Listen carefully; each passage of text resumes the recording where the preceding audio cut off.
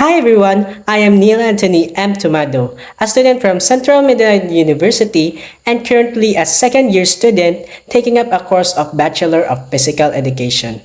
And today, we're going to talk about something that's transforming the world of education.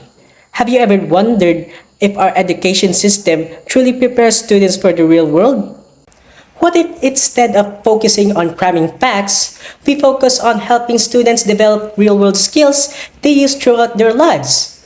Welcome to the future of education, which is the outcome-based education.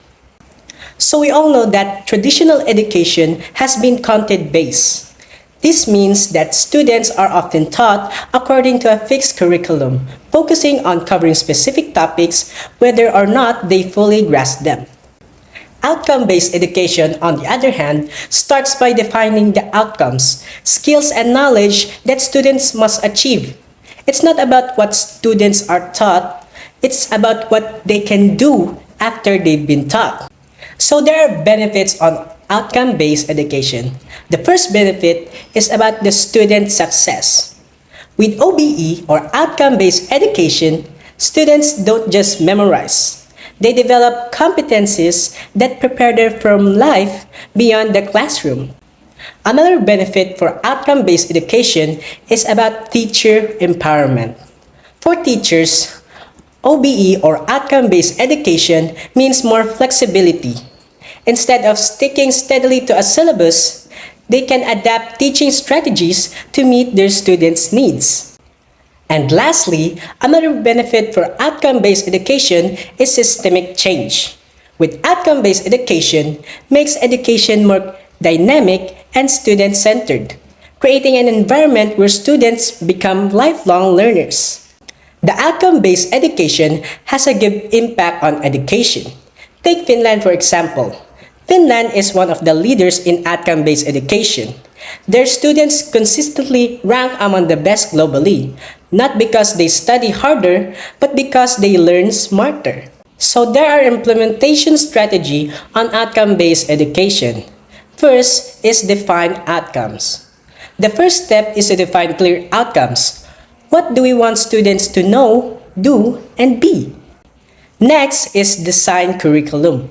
So in implementation strategy, we need to align the curriculum with those outcomes. The content is no longer the end goal, but the means to develop competencies.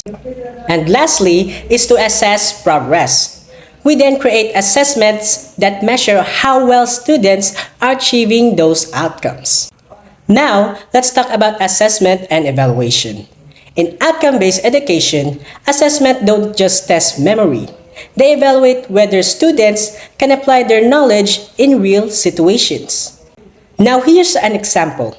Try to imagine, instead of answering a question about sustainability, students design a project that reduces their school's carbon footprint. Now for us stakeholders, for students, you need to play an active role in your own learning.